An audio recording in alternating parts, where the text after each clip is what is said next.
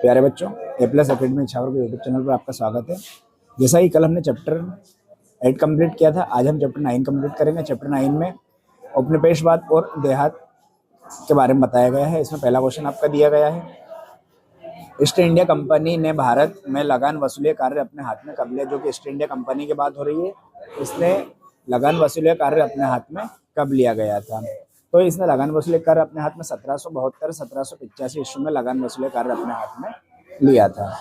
अगला question number दूसरा आपका, अंग्रेजों ने मुख्य रूप से बंगाल में किन दो प्रकार की भू राजस्व व्यवस्था का अनुसरण किया था। तो इनकी दो व्यवस्था बताई गई है। पहला बताया गया है इजारेदारी व्यवस्था, जिसे ठेकेदारी व्यवस्था के नाम से जाना जाता है। इस्तेमारी बंदोबस्त, जैसे स्थायी बंदोबस्त के नाम से जाना जाता है। ठीक है, ये दूसरा है इस्तेमारी व्यवस्था, जिसे स्थायी बंदोबस्त के नाम से जाना जाता है। और पहला ये दिया गया है। ठीक है, अगला क्वेश्चन जो कि आपका निम्न प्रकार से दिया गया है, तीसरा, कि बंगाल में इस्तेमारी बंदोबस्त किसने और कब लागू की। तो ये 1793 में लागू की थी और लॉर्ड कॉर्नवालिस द्वारा लागू की गई थी। बंगाल में इस्तेमारी बंदोबस्त व्यवस्था जो थी 1793 में गवर्नर जनरल लॉर्ड कॉर्नवालिस द्वारा लागू की गई थी। ठीक है, अगला क्वेश्चन नंबर चौथा, लॉर्ड कॉर्नवालिस ने बंगाल में भू राजस्व की किस पद्धति को प्रचलित किया। 2024 में आया हुआ प्रश्न, अपन ने थोड़ी देर पहले ही देखा था। लॉर्ड कॉर्नवालिस ने बंगाल में भू राजस्व में इस्तेमारी बंदोबस्त, कौन सा इस्तेमारी बंदोबस्त को प्रचलित किया था। अगला क्वेश्चन नंबर पांचवा, जो वेरी वेरी इंपॉर्टेंट इस वर्ष के लिए, सूर्यास्त कानून क्या है बेटा। सूर्यास्त कानून क्या था। अब सूर्यास्त कानून की बात करेंगे तो इसमें दिया गया है, औपनिवेशिक काल में गवर्नर जनरल लॉर्ड कॉर्नवालिस ने भू राजस्व वसूली की एक नई पद्धति प्रचलित की गई, जिसका नाम स्थायी बंदोबस्त के नाम से जाना जाता था। उसे स्थायी बंदोबस्त के नाम से जाना जाता था। इस पद्धति के अंतर्गत जमींदारों को भू राजस्व, किसकी बात हो रही है बेटा, जमींदारों को भू राजस्व की निश्चित धनराशि निश्चित दिन, देखिए ये ध्यान रखना, निश्चित धनराशि निश्चित दिन सूर्यास्त से पूर्व राजकोष में जमा करनी होती थी। किसमें जमा करनी होती थी, राजकोष में जमा करनी होती थी। यदि कोई जमींदार निश्चित दिन सूर्यास्त के पूर्व जमा नहीं कर पाता, यानी कि वो जो राशि रहती थी जमा नहीं कर पाता था, तो उसकी भूमि जब्त करके नीलाम कर दी जाती थी। उसकी भूमि जब्त कर ली जाती थी और उस भूमि को क्या कर दिया था, नीलाम कर दिया जाता था। इसे ही सूर्यास्त कानून के नाम से जाना जाता है। अगला क्वेश्चन नंबर छठा, देखिए इसमें दिया था, औपनिवेशिक काल में धनी किसान कौन होते बेटा, धनी किसान होते हैं, उनको जोतदार के नाम से जाना जाता था। ठीक है, क्वेश्चन था आपका जोतदार कौन, 2023 में आया वो प्रश्न है। जो धनी किसान, जिनके पास धन अधिक रहता था, उन्हें जोतदार के नाम से जाना जाता था।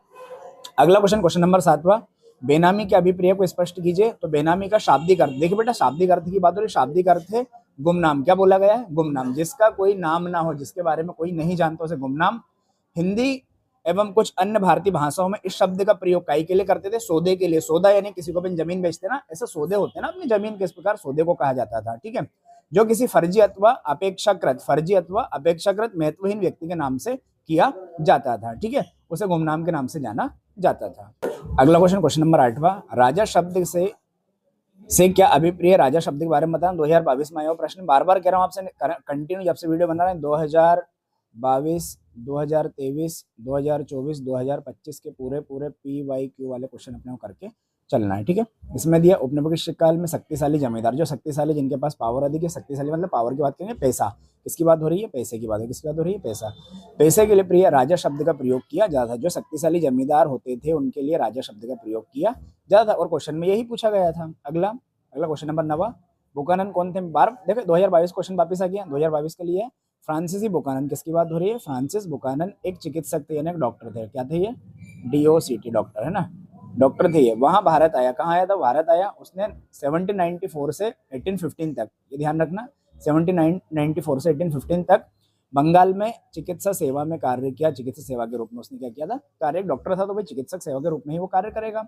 उसने कुछ वर्षों तक, कब तक, कुछ वर्षों तक भारत के गवर्नर जनरल लॉर्ड वेलेस्ली, किसकी बात हो रही है, भारत के जो गवर्नर जनरल थे लॉर्ड वेलेस्ली के शिल्प चिकित्सक के रूप में उन्होंने कार्य किया।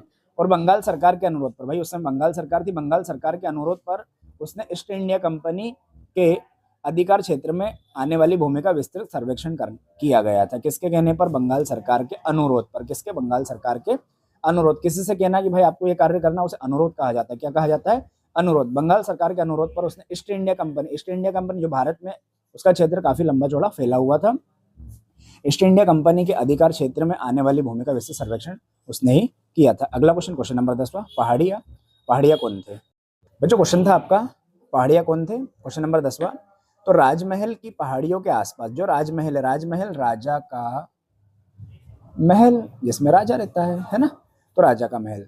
तो राजमहल की पहाड़ियों के आसपास रहने वाले लोग पहाड़ियों के नाम से जाना जाता, उन लोगों किस नाम से जाना जाता था? पहाड़िया नाम से जाना जाता था। अगला क्वेश्चन, क्वेश्चन नंबर 11वां। 1780 यानी 1780 ईस्वी के दशक में पहाड़ी लोगों के समक्ष शांति प्रस्ताव किसने रखा था? अब शांति प्रस्ताव की बात हो रही है, तो ये 1780 के दशक में बागलपुर के कलेक्टर थे। कौन थे बेटा? बागलपुर के कलेक्टर ने पहाड़ी लोगों के समक्ष शांति प्रस्ताव प्रस्तावित किया। बागलपुर के कलेक्टर ने, बागलपुर याद रखना जगह का नाम, बागलपुर के कलेक्टर 1780 के दशक में, 1780 के दशक में कलेक्टर ने पहाड़ी लोगों के समक्ष शांति प्रस्ताव रखा था। क्वेश्चन भी यही था, किसने रखा था? वहां के कलेक्टर ने। अगला क्वेश्चन, क्वेश्चन नंबर 12वां।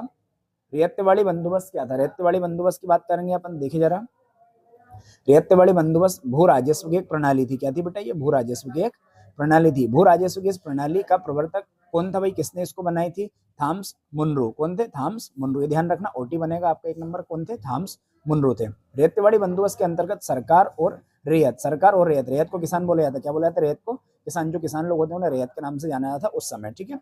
के मध्य सीधा संपर्क, सीधा संपर्क यानी जैसे अपन कॉन्टेक्ट करते हैं डायरेक्ट फोन से बात करते हैं, सीधा संपर्क, ठीक है, सीधा संपर्क स्थापित किया गया था। इस व्यवस्था के अंतर्गत किसान को भूमि का स्वामी मान लिया गया था। क्या मान लिया गया था? किसान को भूमि का स्वामी मान लिया गया था। और भूमि की उत्पादन शक्ति एवं उत्पादन के आधार पर लगान निर्धारित की जाती है, यानी कि लगान को टैक्स कहते हैं। क्या कहते हैं? लगान को टैक्स निर्धारित किया जाता था।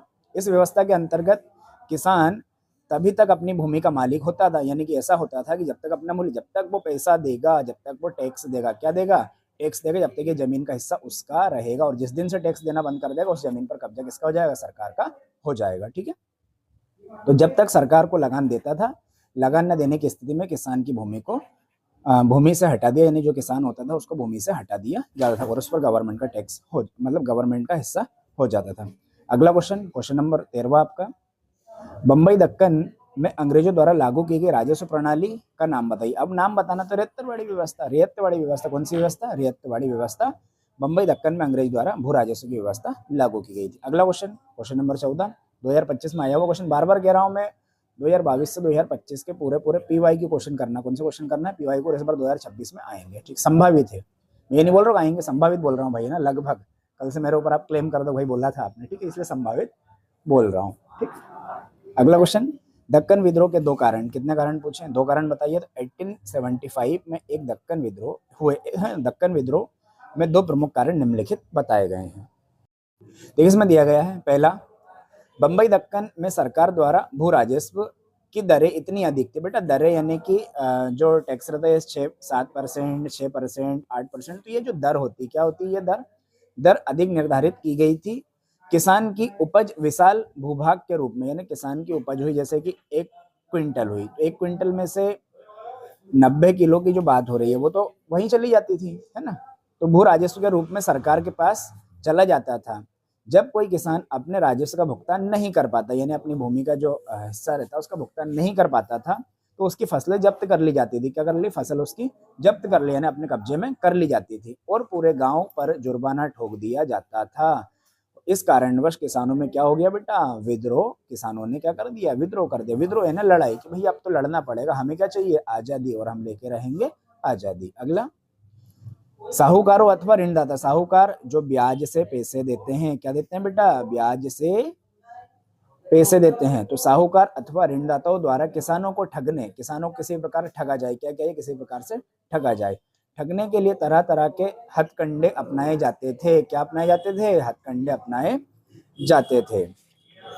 इसमें दिया है जैसे ऋण भुगतान की रसीदें किसानों को नहीं दी जाती थी। अब जो ऋण भुगतान होते थे उनकी जो रसीदें हैं वो किसानों को नहीं दी जाती थी। अनुबंध पत्रों पर फर्जी आंकड़े। फर्जी आंकड़े यानी कि आपने भैया 1000 का लोन नहीं लिया था, आपने तो कितने का लिया था? 10,000 का। फर्जी आंकड़े चढ़ा दिए जाते थे, भर लेते थे। किसानों के कोरे कागज पर हस्ताक्षर करवा लेते थे। अब एक मूवी आती ना भाई, किसानों के कोरे कागज पर हस्ताक्षर करवा लेना, जैसे अमृतपुरी की मूवी रहती है, किसान है भैया बस कुछ भी नहीं, तुम तो ऐसे ऐसे करो, और ये हस्ताक्षर कर दिया। इसमें कुछ भी लिख लेगा कि आपकी जमीन अमीन ये सब मेरे नाम पे की जाती है। इस शोषण की पराकाष्ठा के कारण किसानों ने विद्रोह कर दिया और किसान ने क्या कर दिया, विद्रोह कर लिया। क्वेश्चन नंबर 15 जो कि छोटा सा क्वेश्चन है, ब्रिटिश कपास आपूर्ति संघ की स्थापना कब की गई? 2024 में आया वो प्रश्न है, मैं बार बार बोल रहा हूँ।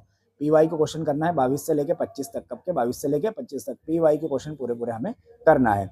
तो ब्रिटेन में कपास आपूर्ति संघ की स्थापना 1857 में हुई थी। कब की गई थी बेटा? 1857 में की गई थी। अगला, मैनचेस्टर कॉटन कंपनी की स्थापना कब की गई? तो मैनचेस्टर कॉटन कंपनी की स्थापना वही 57, 58, 59, 2 साल बाद 59 में इसकी स्थापना की गई थी। मैनचेस्टर कॉटन कंपनी, कौन सी कंपनी? मैनचेस्टर कॉटन कंपनी की स्थापना 1859 में की गई थी। अगला क्वेश्चन, 1861 ईस्वी में अमेरिकी गृह युद्ध, किसकी बात हो रही है बेटा? अमेरिकी गृह युद्ध के दौरान जब अमेरिका के दक्षिण भाग से आने वाली कपास अंतर्राष्ट्रीय बाजार में आनी बंद हुई तो इसका भारत पर क्या प्रभाव पड़ा? भारत पर इसके प्रभाव की बात करेंगे, भारत पर इसका क्या प्रभाव पड़ा था, ठीक है। तो देखिए जरा, उत्तर है इसका, अमेरिका से आने वाली कपास जब अंतर्राष्ट्रीय बाजार में आना बंद हो गई, क्या हो गई बेटा? आना बंद हो गई, तो इसके परिणाम स्वरूप भारत को लंकाशायर में कपास की आपूर्ति के स्रोत के रूप में देखा जाने लगा और कपास के मूल्यों में वृद्धि होने पर बंबई के कपास निर्यातक ब्रिटिश की मांग को पूरा करने के लिए अधिक से अधिक कपास खरीदने का प्रयत्न करने लगे, क्योंकि भाई उधर बंद हो गया था आना। यहाँ बात करें 1860 से 1864 की अवधि में भारत में कपास उगाने वाला क्षेत्र बढ़कर दुगना हो गया। जो भारत में कपास उगाते थे कहीं ना कहीं वो हिस्सा दुगना हो गया, ठीक है। अगला क्वेश्चन, क्वेश्चन नंबर 18वां, 1855 से 1856 ईस्वी में संथाल विद्रोह का सर्वाधिक नेता कौन था? महत्वपूर्ण नेता किसे कहा गया था? 1855 से 1856 में संथाल विद्रोह का सर्वाधिक महत्वपूर्ण नेता सिद्धू था। क्या था बेटा? सिद्धू। तो ये आज अपन ने चैप्टर 9 पढ़ा, ठीक है। हिस्ट्री के लगभग चैप्टर अपने कंप्लीट हो गए हैं। कल हम बात करेंगे चैप्टर 10 जो कि इंपॉर्टेंट है। इसमें चैप्टर 10 को अपने को पूरा करना है, इसके बाद आपका मैपिंग का एरिया आ जाएगा, ठीक है। एक दिन की वीडियो में पूरा मैप समझ लेंगे अपन। आज के लिए इतना ही। वीडियो अच्छी लगी हो तो कमेंट जरूर करें। Thank you.